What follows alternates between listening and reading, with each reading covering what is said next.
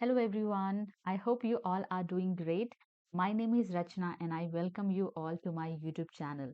In this video, I'm going to do part 2 of UGC NET English Literature March 2023 question paper solution. I'm going to give you that. So here we start with question number 52. And question number 52 asks, let me just change my pen quickly. So question number 52 says, which of the following works have been written by Thomas Carlyle? Let me give you answers quickly because we do not have much time to go one by one options, right? So I won't go through that. And let me quickly tell you the answer. Answer A, sorry, option number A and option number B are the right answer. Heroes and hero worship that came in 1841, the French Revolution that came in 1837, and these two works are written by Thomas Carlyle. He is a Scottish essayist. ठीक है, तो यहाँ पर आपका ए and B correct हो जाता है. Question number 52 अब हम देखेंगे. Question number 52 is asking which of the following books are written by Julia Kristeva. तो कौन सी बुक्स इनमें से बाय यूलिया क्रिस्टेवा हैं? तो option number A, desire in language a semiotic approach to literature and art, that is right. And then second is D, la revolution du language poetic. तो आपका D, sorry, A and D becomes right answer. Question number 53 देखेंगे.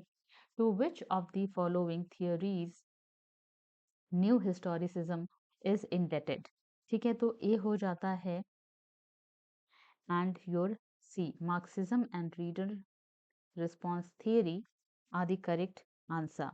Right, A and C. Let's look at question number 54. तो ये रहा आपका question number 54 और ये पूछ रहा है आपसे which of the following statements are true about cyberpunk. Cyberpunk क्या होता है? तो ये एक तरीके का साइंस फिक्शन होता है. ठीक है, it uses post modernist technique and post humanist themes. ठीक, this is also right. And C जो है, सी है आपका events in this novel usually take place within the virtual reality. ठीक है, वर्चुअल रियलिटी होती है साइबर पंक. जो इसमें जो भी नॉवेल या फिर जो भी वर्क्स लिखे जाते हैं वो साइंस फिक्शन और इसमें पोस्ट ह्यूमनिस्ट थीम्स वगैरह और वर्चुअल रियलिटी को ध्यान में रखते हुए इसको लिखा जाता है. और ए बी सी आपका राइट आंसर बन जाता है. Let me correct that. तो यहाँ पर A B C. Question number 55 है, you have to identify the correct pairs. तो इसमें आपको करेक्ट पेयर्स में है, तो यहाँ पर आपका C, D and E, Salman Rushdie's the Enchantress of Florence, E L Doctorow Ragtime and A S Byatt Possession. ठीक है, तो यहाँ पर 2008 में आता है सलमान रुश्दी का ये work. This was a novel. Rag time आया है 1975 में. पोजेशन आया है आपका 1990 में. तो आपका कौन सा आंसर करेक्ट हो जाता है? C, D and E. Question number 56 है, which of the following books are written by Aravind Adiga. Aravind Adiga ने कौन कौन से बुक्स लिखे हैं? तो इनके वर्क्स हैं between the assassinations, man, last man in tower, the white tiger. White tiger पे मूवी भी बनी हुई है. It came in 2008. Last man in tower 2011.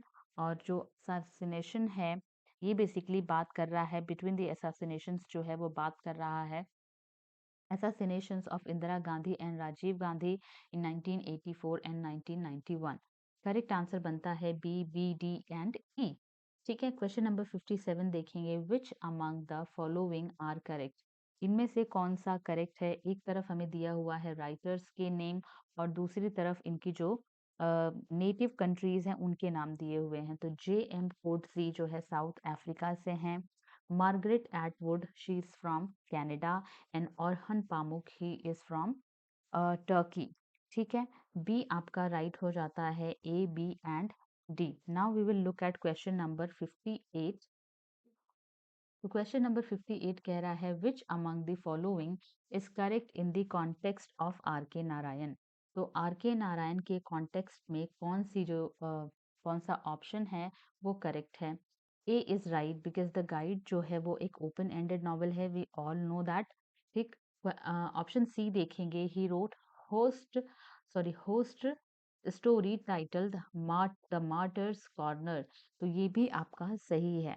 ठीक, ए एंड सी आपका राइट आंसर हो जाता है। अदर ऑप्शंस को भी मैं एक्सप्लेन कर देती हूँ आपके लिए कि most of the characters of his novels are from elite section of society. तो हाई क्लास को ये नहीं दिखाते थे अपनी वर्क्स के अंदर।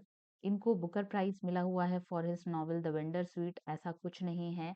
इनको कभी भी कोई भी बुकर प्राइज नहीं मिला। ठीक है, Malgudi is a real life city in Karnataka, तो ये भी नहीं है। Malgudi is a fictional town in जो है जो साउथ इंडिया का पार्ट है वहां पर है। that is some part is in Karnataka, some is in Mysore, some is in Maharashtra etcetera.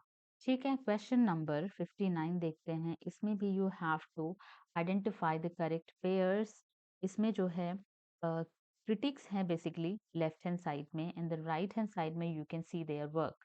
तो A is the right answer, B is also right and C is also right.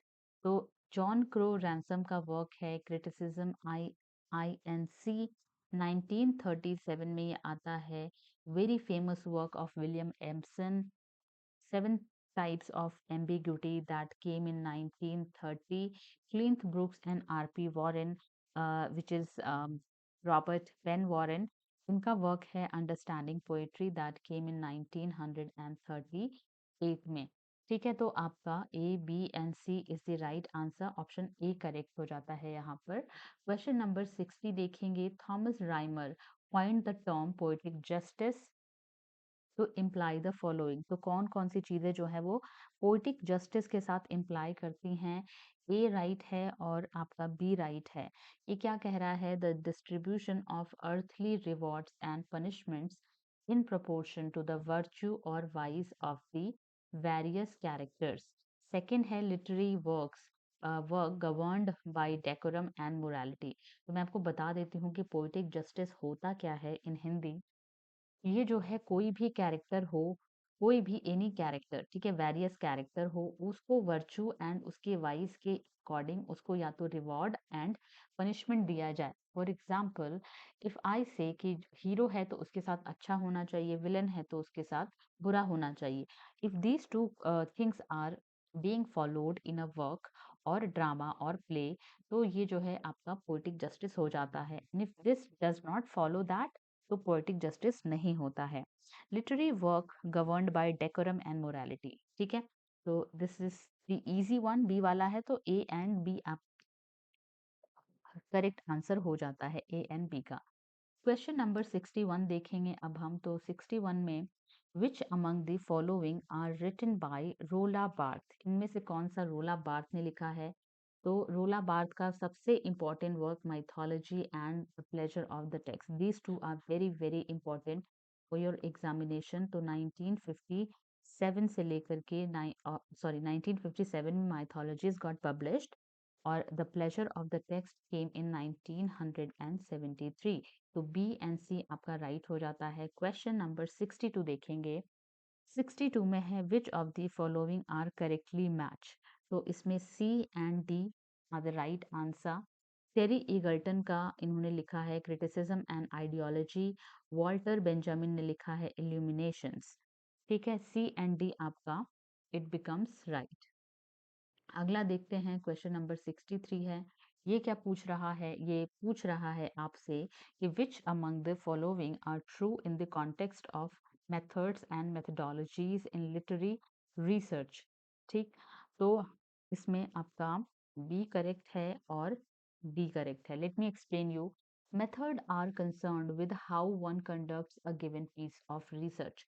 मतलब कि method वो होता है जिस तरीके से कोई एक रिसर्च अपने उस पर्टिकुलर रिसर्च को करता कैसे है, या फिर कोई भी रिसर्चर वो जो है मेथड कौन सा अपनाता है किसी भी रिसर्च को करने के लिए। तो कैसे किया जाए, हाउ, हाउ का ये आंसर आपको करेगा कि मेथड। ठीक है, methodologies are concerned with the perspectives one brings to bear on one's work. तो मेथोडोलॉजी वो होती है जो कि कोई भी एक रिसर्च करने वाला, उसकी जो पर्सपेक्टिव होती है वो अपने वर्क में वो दिखती है उसकी पर्सपेक्टिव। ठीक है, तो सी एंड डी आपका, सॉरी, बी एंड डी आपका राइट हो जाता है। अगला क्वेश्चन है, according to the English Subject Centre report, skills needed for post graduate work in English include. तो कौन कौन से जो हैं एज पर इंग्लिश सब्जेक्ट सेंटर रिपोर्ट के अकॉर्डिंग कौन कौन सी स्किल्स चाहिए होती हैं to for post graduate work in English. ठीक, तो ए हो जाता है आपका, बी हो जाता है, सी हो जाता है एंड देन ई हो जाता है। Searching skills in libraries, editorial skills, bibliographic skills, and IT skills are required for postgraduate work in English. ठीक है, तो आपका हो जाएगा यहाँ पर D answer correct. Question number 65 देखते हैं। Which of the following are possible ways of turning a topic into an argument? तो किसी एक टॉपिक को आर्गुमेंट में कैसे बदला जा सकता है उसके लिए आपको बताना है। तो यहाँ पर आपका option A, B and C are right. An argument for or against an existing critic or critical position in relation to the author or group of the work one is studying। तो ये कह रहा है कि कोई भी argument जो है हम दे सकते हैं अगेंस्ट में किसके, कोई भी एग्जिस्टिंग क्रिटिक के। ठीक है, in relation to author, author के रिलेशन में दे सकते हैं, या फिर किसी ग्रुप ऑफ वर्क को हम दे सकते हैं जो भी हम क्या कर रहे हैं, पढ़ रहे हैं। An argument about the value of a new theoretical approach to text और set of text. An argument about some historical और literary historical aspect of literature. तो ये भी हम क्या कर सकते हैं, हम दे सकते हैं। This can be turned into, normal चीजें जो होती हैं उसको भी हम आर्गुमेंट में क्या कर सकते हैं, टर्न कर सकते हैं। बेसिकली यहाँ पर आर्गुमेंट किसी से झगड़ा करने के लिए नहीं है, basically to put his point, to criticise someone, but ना इवेलुएटिव वे में। ठीक है, 65 का हो जाता है आपका A, which is A, B and C are right. ठीक है, अगला है क्वेश्चन नंबर 61, सॉरी 66 है। इसमें आपको फर्स्ट को मैच करना है लिस्ट नंबर 2 से, लिस्ट 1 को लिस्ट नंबर 2 से आपको मैच करना है। तो इसमें हम देखेंगे श्री अरबिंदो ने कौन सा वर्क लिखा है, he has written Savitri. Kamala Das ने लिखा है आपका the old playhouse and other poems.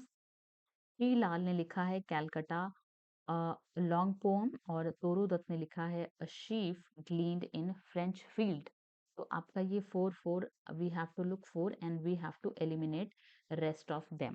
ठीक है, तो यहाँ पर आपका 66 से हो जाता है। 66 हमने सॉल्व कर लिया। Let's move to question number 67। 67 में हमें अगेन राइटर के नेम और उनके वर्क के साथ हमें मैच करना है। वॉल्ट विटमैन ने कौन सा वर्क लिखा है, very important. Beat beat drums, A D Hope ने ऑस्ट्रेलिया लिखा है, because he is from Australia. Derek Walcott ने लिखा है far far cry from Africa, और एलन जिन्सबर्ग ने क्या लिखा है, हाउल लिखा है। ठीक, तो यहाँ पर आपका option number C is right. ठीक है, 3 and then 4 and then 2 and then 1, 3 4 2 1। All right, just a second. Okay, now we will look at question number 68, और इसमें भी आपको क्या करना है, you have to match from list to list number 2। But इसमें क्या हुआ है, इसमें आपको छोटे छोटे एक्सर्प्ट्स दिए हुए हैं जिसको आपको उस पर्टिकुलर वर्क के साथ मैच करना है। पहला है come what come may, time and the hour runs through the roughest day. तो ये आपका मैकबेथ, बिकॉज यहाँ पर let me match that here only. ठीक है, तो इसको मैकबेथ से लिया गया है। बी है when sorrows come they come not single spice but in battalions. तो इसको लिया गया है फ्रॉम हैमलेट, बी वाले को। एंड सी है I am a man more sinned against than sinning, तो it was by King Lear. And D है but I will wear my heart upon my sleeve for daws to peck at I am not what I am. तो इसको लिया गया है Othello से। ठीक है, करेक्ट आंसर है आपका यहाँ पर C, and you can match 3 4 2-1। Question number 69 हम करेंगे।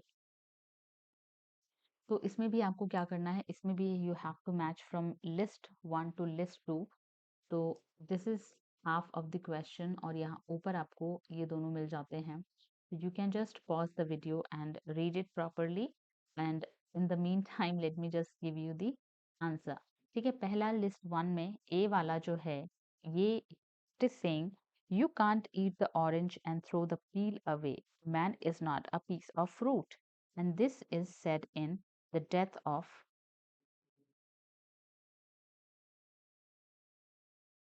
1 second। तो इसको कहा गया है डेथ ऑफ सेल्समैन में।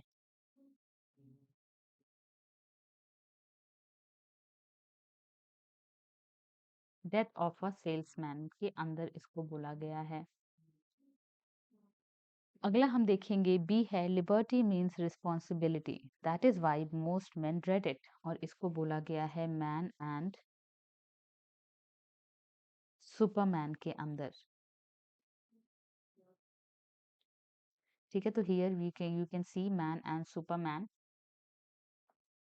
ऊपर हम देखते हैं nobody thinks, nobody cares, no belief, no convictions and no enthusiasm, just another Sunday evening। तो इसको बोला गया है look back in anger में। I write it LBA only and this was written by John Osborne. ठीक, D वाला जो है our home has been nothing but a playroom. I have been your doll wife just as at home I was papa's doll child and here the children have been my dolls। तो इसको आपका बोला गया है कहाँ पर, और dolls house के अंदर। ठीक है, तो अगर करेक्ट आंसर की अगर हम यहाँ पर बात करें तो your D answer is right. Question number 70 हम देखते हैं। तो इसमें मैच अगेन हमें मैच करना है। तो यहाँ पर basically professions are given and जो थिंकर्स हैं राइटर्स हैं उनके नाम दिए हुए हैं। एंथ्रोपोलॉजी को हम 3 से कनेक्ट करेंगे। Option number 3 Claude, Levi Strauss और post modern geography is Edward Soja से कनेक्ट करेंगे। डायस्पोरा को हम करेंगे अवतार ब्रा से और शी इज अ फीमेल और ये कौन थी, ये pioneer of diaspora studies and Dasein is Martin Heidegger. ठीक, तो यहाँ पर आपका हो जाता है option number C is right. Question number 71 देखेंगे। Here we have to match the books from list number 1 to the writer to list number 2। ठीक है, तो the poetics of prose is written by Tzvetan Todorov. ठीक है, that came इन 1971। मैं साथ साथ आप लोगों को जो है डेट्स भी देती चल रही हूँ, आई मीन ईयर्स, क्योंकि अभी क्या है कि यूजीसी नेट ईयर्स पर बेस्ड काफ़ी क्वेश्चंस बना रहा है। ठीक है, तो यहाँ से आपकी काफ़ी मदद हो जाएगी because these questions may be seen in your examination. Structuralist poetics जो है 1975 में this was written by Jonathan Culler. The implied reader is written by Wolfgang Iser and is there text in this class by Stanley Fish. ठीक है, तो आपका जो correct answer है वो हो जाता है बी। ठीक है, 2413। नेक्स्ट हम देखते हैं क्वेश्चन नंबर 72 है। इसमें भी हमें मैच द फॉलोइंग करना है बुक्स को उनके राइटर्स के साथ। तो प्लेटो ने सिम्पोजियम लिखा है, एरिस्टोटल ने रिटोरिक लिखा है, पीबी शैली ने डिफेंस ऑफ पोइट्री लिखा है, फिलिप सिडनी ने अपोलॉजी फॉर पोइट्री लिखा है और इसका जो करेक्ट आंसर है that is D. Question number 73 हम देखते हैं। 73 में जो है again we have to match the following again writer name and the books, right. So from list number 1 से बर्ट्रैंड रसेल को हम मार्क करेंगे हिस्ट्री ऑफ वेस्टर्न फिलोसफी से। ठीक है, ये आया था 1946 में। थॉमस स्टर्न एलियट का जो है द सैक्रेड वुड ये आया था 1920 में और ये आपको 20 एसेस का कलेक्शन है द सैक्रेड वुड। ठीक है, तो डू रिमेम्बर दैट। सी है डब्ल्यू के विमसैट और इन्होंने लिखा है the verbal icon and that came in 1954 में। क्लिंट ब्रुक्स ने लिखा है the well wrought very important work 1947 में आया है ये। ठीक है, अगर हम आंसर की बात करें तो ए आंसर आपका राइट है 3412। क्वेश्चन नंबर 74 हम देखेंगे। Here also we have to match the terms, और टर्म्स जो भी राइटर्स ने दिए हैं उनको। Negative capability we all know that is given by John Keats, and Plastic, this sweetness and light is given by Matthew Arnold. Plastic is by Samuel Coleridge, and dissociation of sensibility is given by T.S. Eliot. ठीक है, तो 74 का जो answer बनता है that is your here आदि answer. ठीक है, here is the answer D. 75 में हम करेंगे again we have to match the characters from the particular works. ठीक है, Munira, Munira is petals of blood. No ego जो हैं ये हमें देखने मिलते हैं कहाँ पर, द जॉयज ऑफ मदर में। Ikemefuna, things fall apart, and Maureen, realize people. Okay, so you can see all the works are from Australian, sorry not Australian but African literature। ठीक है, तो यहाँ पर Chinua एचबे ने things fall apart को लिखा है। Petals of blood is written by Ngugi wa Thiong'o. July's people is written by Nadine Gordimer. The joys of motherhood is by Buchi Emecheta. तो ऑप्शन नंबर ए यहाँ पर आपका राइट हो जाता है। क्वेश्चन नंबर 76 हम देखेंगे। तो 76 आपसे पूछ रहा है you have to put all the works in chronological order according जो टेक्स्ट है, अब जब लिखे गए थे तब।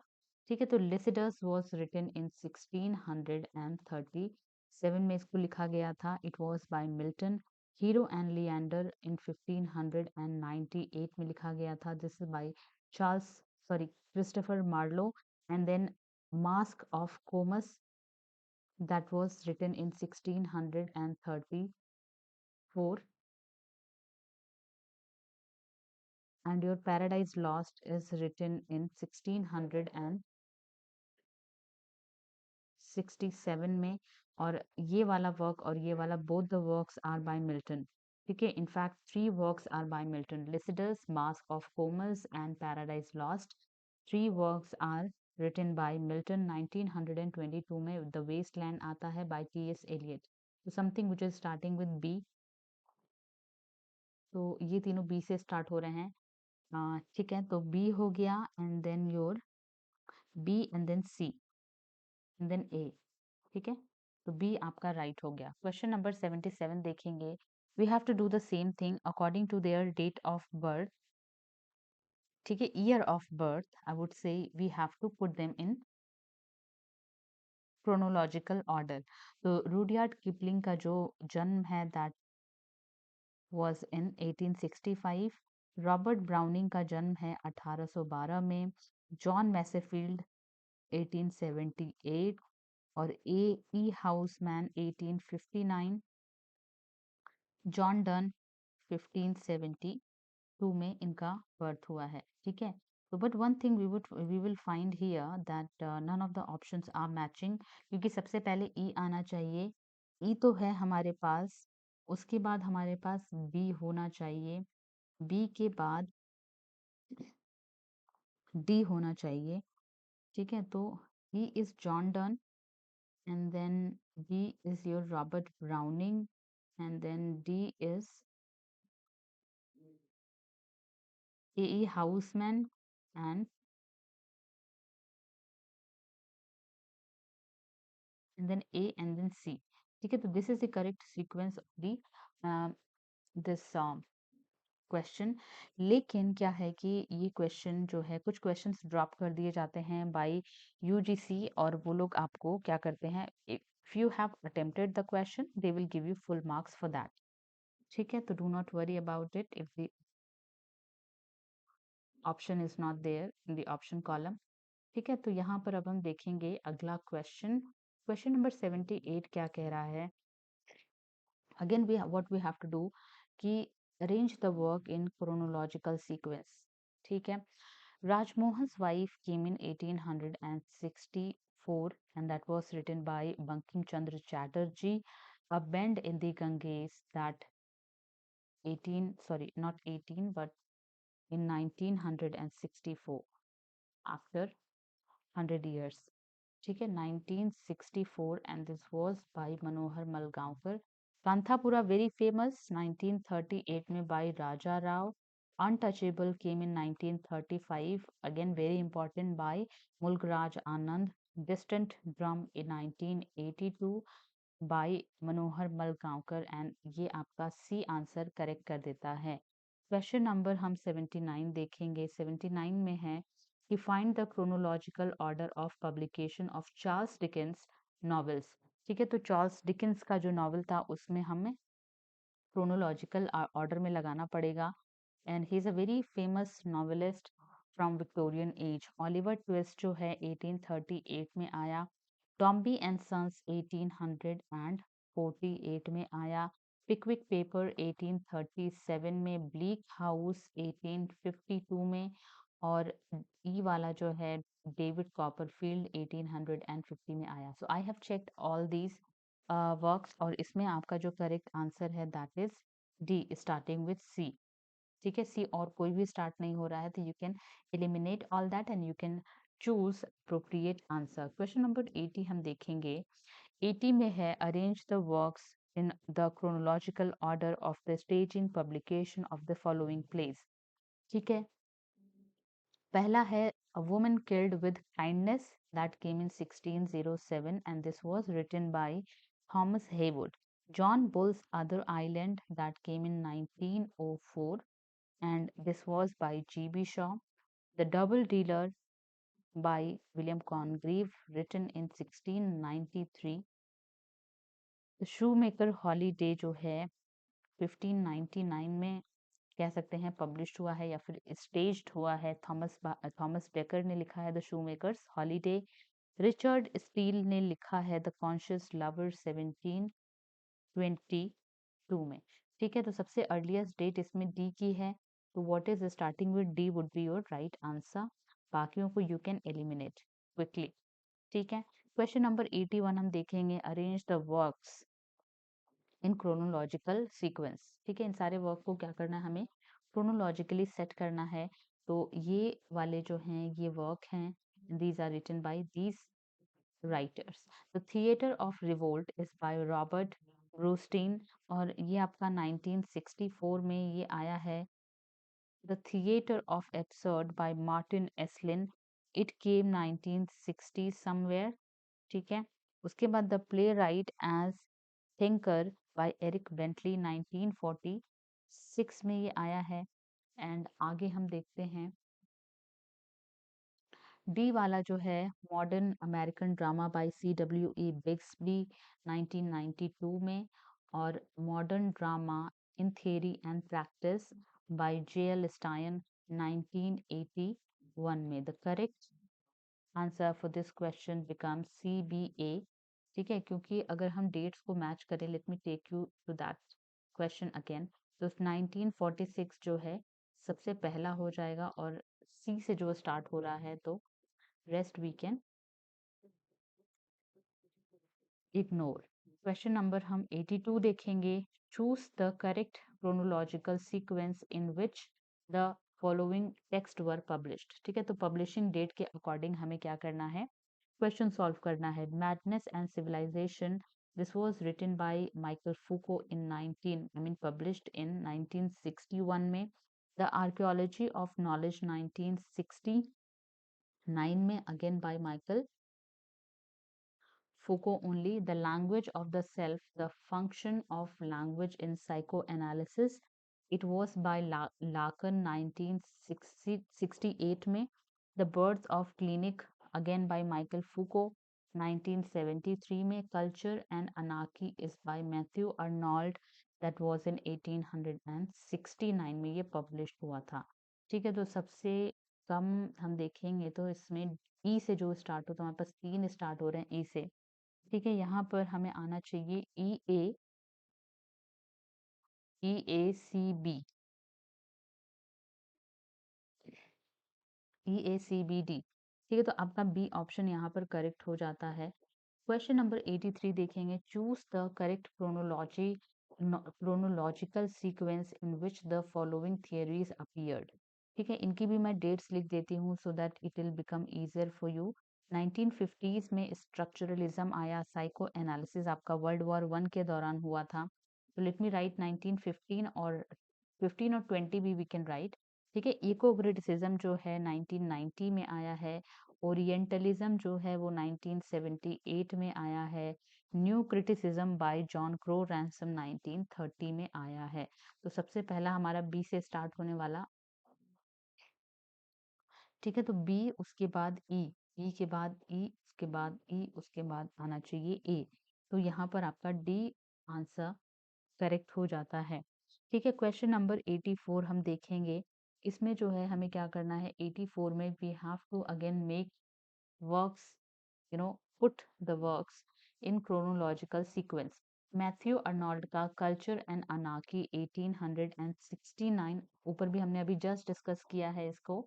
बी है Thomas Browne's the anatomy of melancholy, 1621 में ये आया है। थॉमस हॉब्स जो है Leviathan came in 1651, very very important work.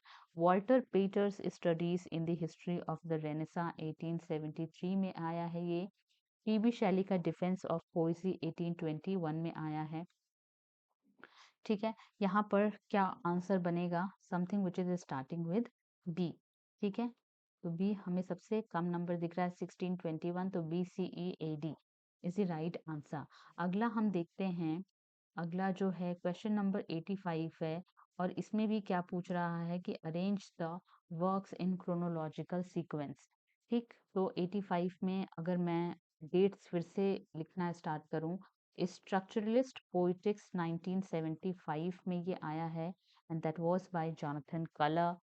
Course in general linguistics 1916 में है, एंड एक्चुअली ये क्या था कि it was compiled by two people, Charles Bally and Albert सेचेहाई।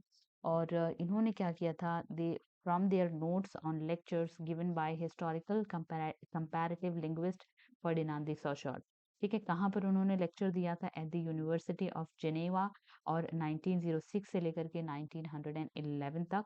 तो इसका जो टाइम है that is 1916। The pursuit of sine जो है, इसको लिखा गया था बाय जॉनथन कलर 1981 में।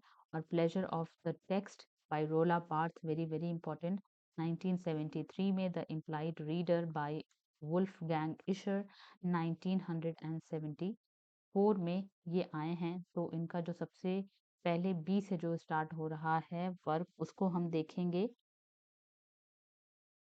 तो इसमें हमने देखा कि हमारा जो ऑप्शन नंबर बी है that is the right answer question number 85 का।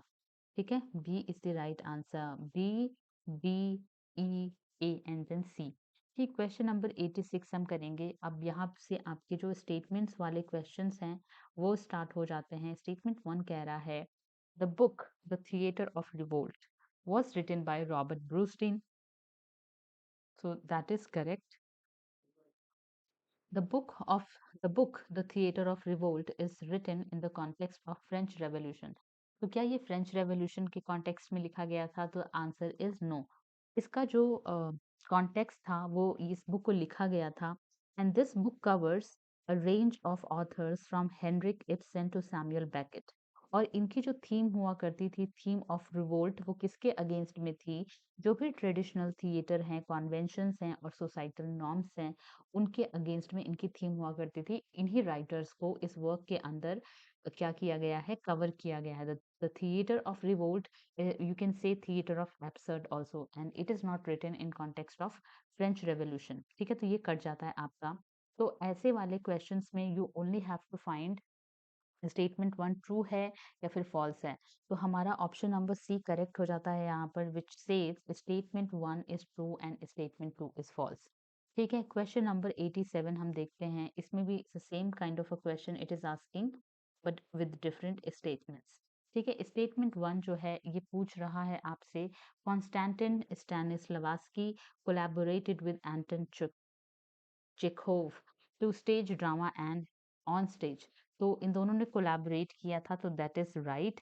ठीक है, और ये दोनों ही आपके जो रशियन लिटरेचर है उससे हैं।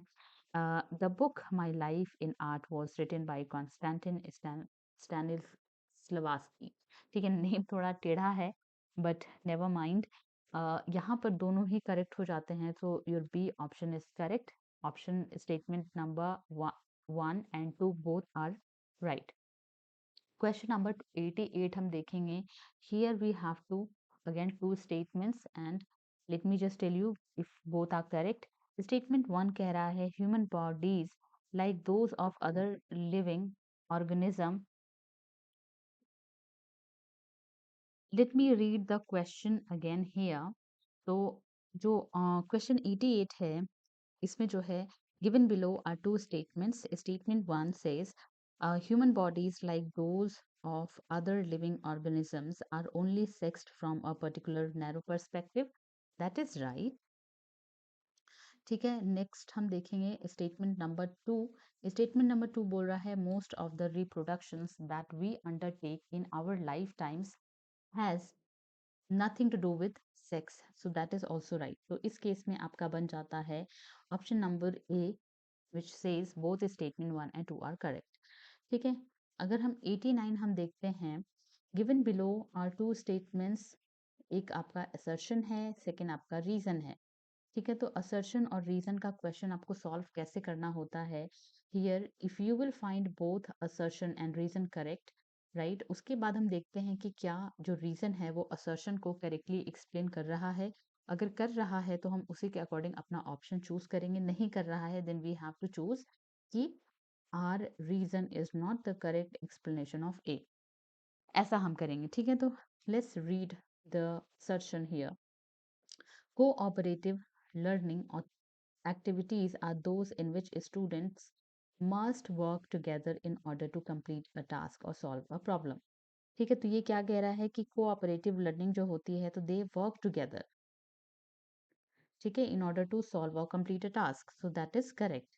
ठीक है, दिस रीजन क्या कह रहा है कि these techniques are used to identify a weak learner and to separate him or her from rest the rest of the members of the group for taking special care of him or her।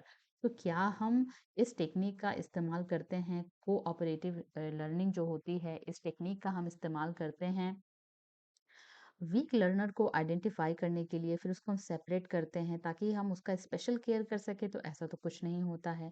तो एक सही और एक गलत हो गया, तो इस केस में हम क्या करेंगे, सी वाला जो ऑप्शन है आपका ये एक सही है और आर आपका नॉट करेक्ट है।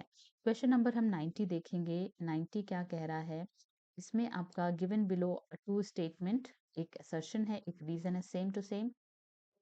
असर्शन है आपका in second language learning in same classroom setting some students progress rapidly, ठीक है, through the initial stages of learning a new language while others struggle making very slow progress। तो ये कह रहा है कि जब भी सेकंड लैंग्वेज हम सिखाते हैं तो क्लासरूम के सेटिंग में कुछ बच्चे क्या करते हैं, इनिशियली बहुत अच्छा परफॉर्म करते हैं और लैंग्वेज को फटाफट सीख लेते हैं, बट कहीं वहीं पर कुछ बच्चे ऐसे भी होते हैं जो क्या करते हैं, जो स्ट्रगल करते हैं।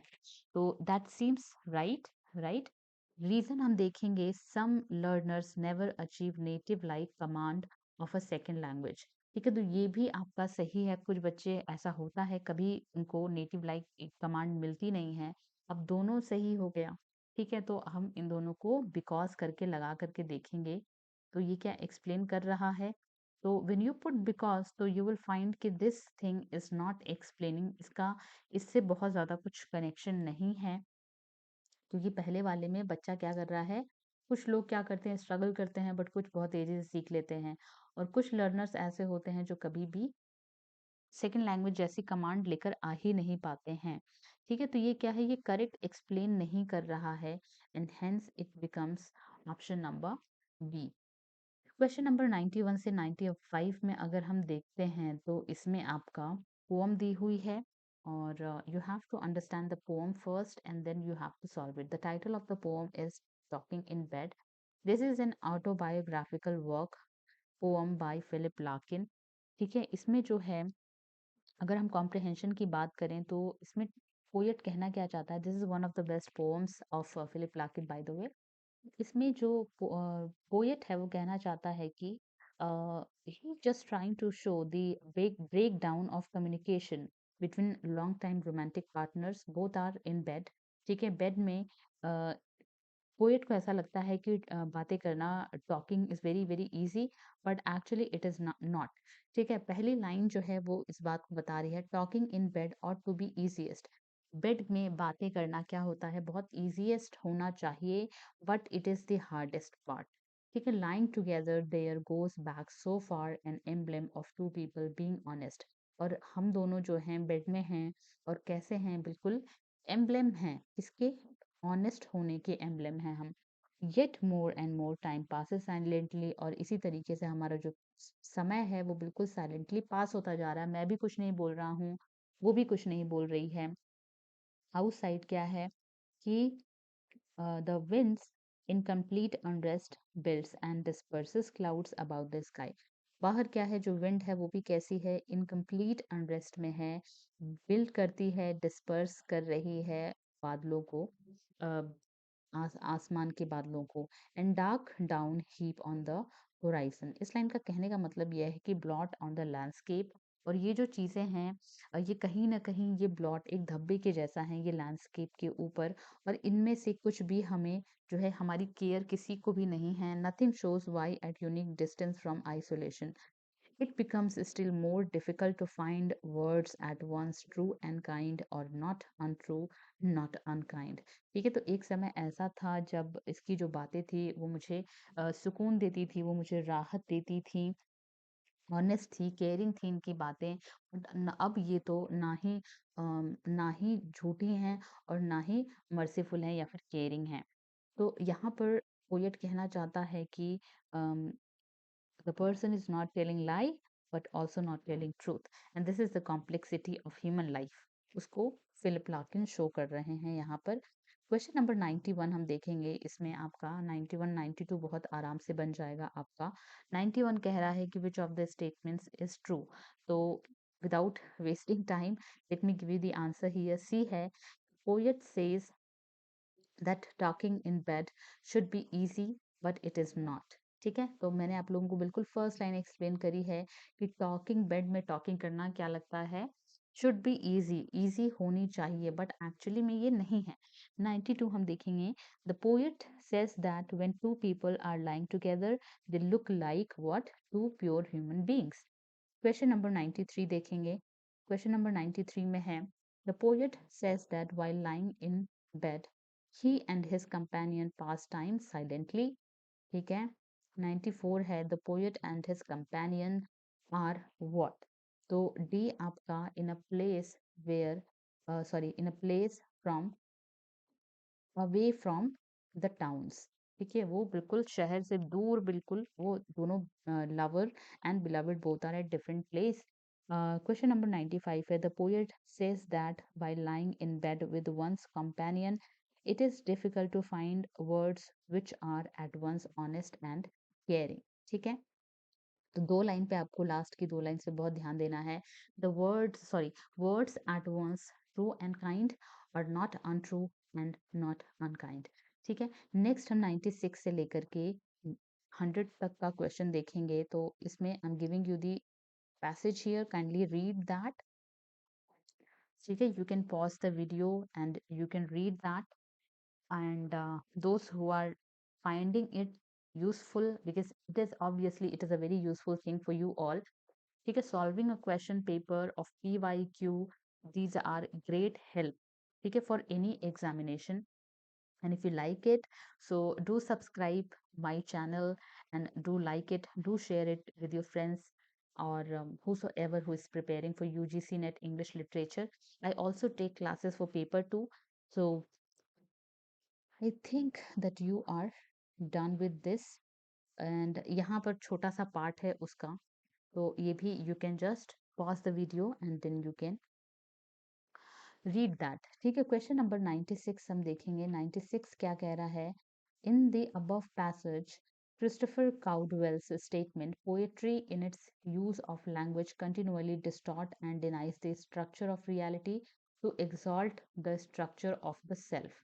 ठीक है, तो इसका जो करेक्ट आंसर बनता है वो आपका बन जाता है ऑप्शन नंबर बी। ठीक है, the capacity of poetry to draw attention to itself as an aesthetic object और आर्टिफैक्ट। ठीक, बी आपका यहाँ पर राइट है।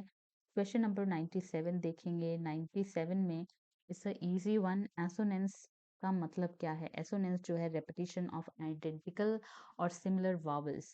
क्वेश्चन नंबर 98 हम देखेंगे। What does Caudwell imply by the statement the novel blot out external reality by substituting a more or less consistent mock reality which has sufficient stuff to stand between the reader and reality। ठीक है, तो इसका जो correct answer बनता है that is your A. The implication is that the reality of fiction has no existence independent of the words and our emotional responses are directed by the words। Question number 99 हम देखते हैं। Question number 99 है, what do you understand by mock reality in context of the usage in the above passage? ठीक है, option A right हो जाता है। The reality contrived into existence by novelists through strategic use of words। ठीक, 100 अगर हम देखते हैं तो if rhythm, preciousness and style are alien to the novel, in which genre are they distinctive features? तो ड्रामा की बात नहीं हुई है, प्रोस की भी बारे में हम ज़्यादा बात नहीं कर रहे हैं।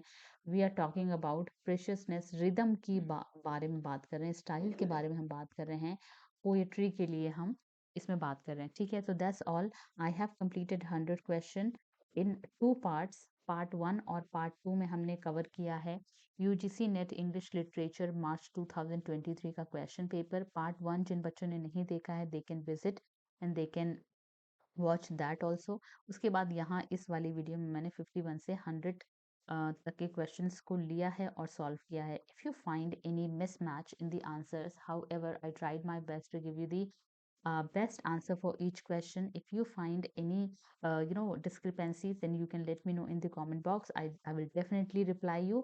Thank you so much for watching. I'll see you again everyone with my in my next video, and all the best. Bye.